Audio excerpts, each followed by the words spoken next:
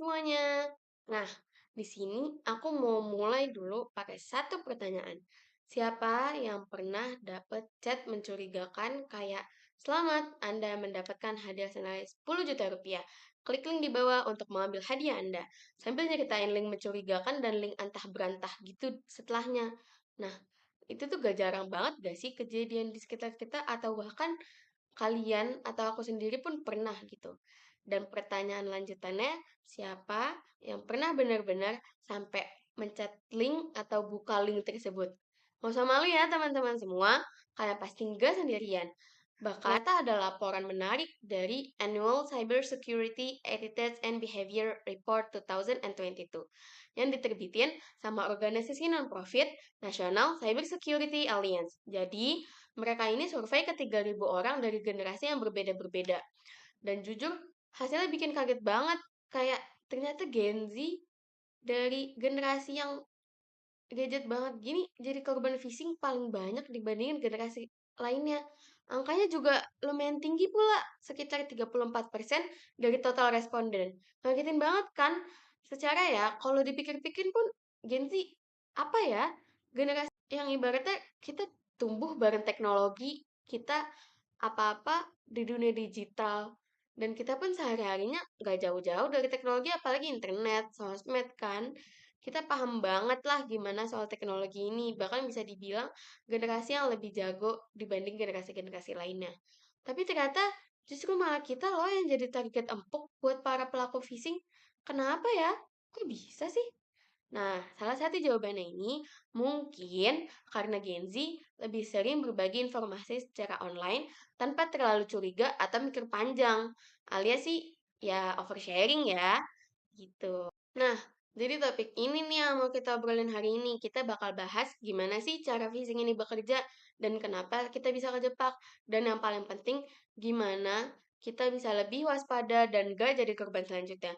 Karena makin kesini tuh serangan phishing makin licik gak sih teman-teman semua? Dan kita perlu tahu caranya buat ngelindungin diri dan orang-orang terdekat kita dari ancaman-ancaman selanjutnya.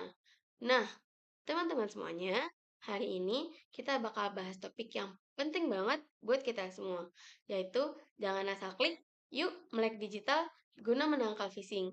Yang bakal kita kupas adalah cara kenal tanda-tanda phishing, pentingnya cek ulang link, atau pesan yang diterima, dan tips biar nggak gampang ketipu. Tujuannya apa sih?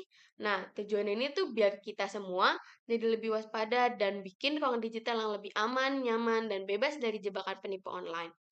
Di era digital yang makin canggih ini, informasi pun datang ke kita dalam hitungan detik. Tapi pasti nggak semuanya bisa dipercaya dong.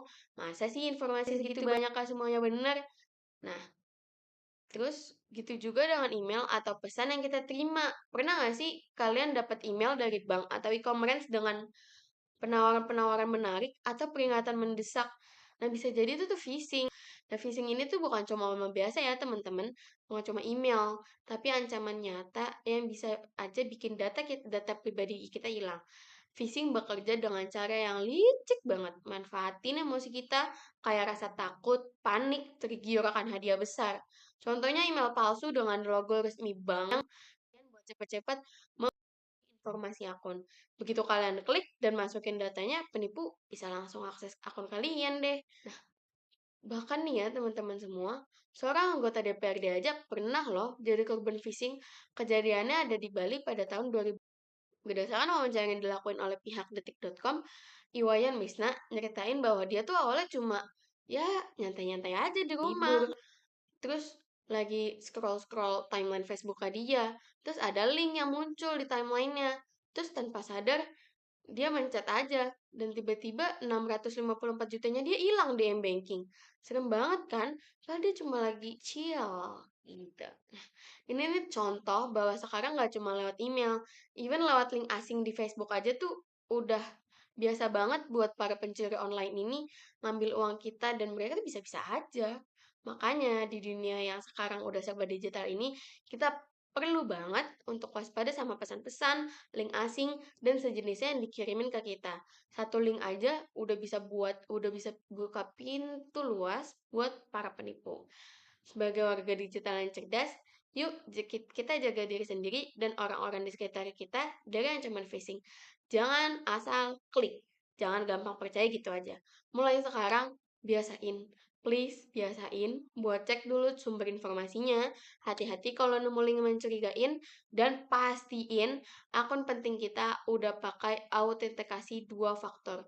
Dengan langkah-langkah ini, kita nggak cuma ngelindungin diri kita sendiri, tapi juga bantu bikin dunia digital ini jadi tempat yang lebih aman, lebih nyaman buat semua. Yang ketiga, kita bisa waspadain trik psikologis penipu ini. Penipu digital itu pinter banget mainin emosi kita. Mereka bisa aja tuh bikin pesan atau email yang kelihatan urgent banget, kelihatan formal banget, kelihatan resmi banget, sampai kita lupa berpikir jernih. Misal kayak, akun Anda akan diblokir dalam 24 jam. Klik link ini untuk mengamankan akun m-banking Anda.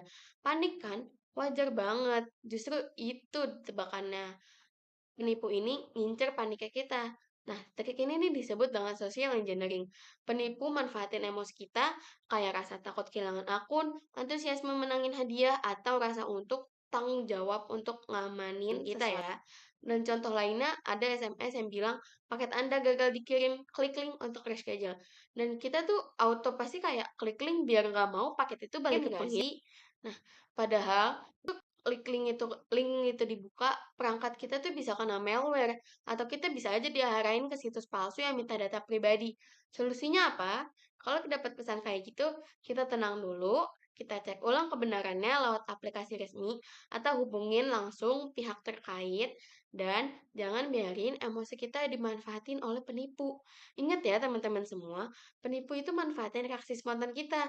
Jadi sebelum klik apapun, kita kita analisis situasinya dan cek, dan kita juga bisa memperkuat pertahanan digital dengan teknologi yang phishing.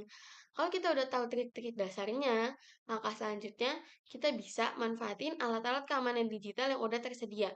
Contoh simpelnya kita bisa pakai two-factor authentication, 2 faktor autentikasi. Dan dengan fitur ini, meskipun penipu berhasil dapat password kita, mereka tetap aja gak bisa tuh. Selain itu, kita juga bisa gunain password manager buat bikin password yang kuat dan unik untuk setiap akun. Biar kalau satu amit-amit kebobolan, yang satu lain pun tetap aman. Dan bahkan sekarang ya, udah banyak browser yang bisa deteksi situs palsu atau mencurigain. Mereka bakal kasih kita peringatan kalau kita coba buka link yang nggak aman. Jadi, pastiin ya aplikasi dan perangkat kita itu selalu terupdate, biar pembaruan yang sering banget nutupin celah keamanan bisa kita manfaatin buat tameng diri kita sendiri dari para penipuin alat-alat yang ada. Kita bisa lebih aman dan percaya diri berselancar di internet tanpa takut kena jebakan phishing. Nah, teman-teman semua, hari ini kita udah bahas gimana sih cara itu kayak gimana. Mulai dari memahami sumber informasi biar kita nggak gampang percaya, ngenalin trik psikologis yang sering dipakai penipu, sampai manfaatin teknologi untuk orang-orang yang kita sayang. Dengan langkah-langkah ini, aku harap semoga kita bisa lebih bijak dan aman dalam menggunakan internet ya teman-teman, pihak yang nggak jelas. Terus kita juga belajar mengenali trik-trik psikologis yang sering banget dipakai sama penipu buat manfaatin emosi-emosi kita, kayak rasa panik atau senang. Dan yang terakhir, kita udah belajar gimana jadiin teknologi buat tameng. Sekarang, yuk kita mulai ambil langkah kecil tapi penting. Periksa setiap informasi dengan kritis, hindari klik link yang mencurigakan, dan yang paling penting, pastikan semua akun digital kita terlindungi. Bareng-bareng, kita bisa bikin dunia digital ini jadi tempat yang lebih. Segitu aja dari aku. Terima kasih. Mohon maaf atas kekurangan dan apabila ada kesalahannya. Wassalamualaikum.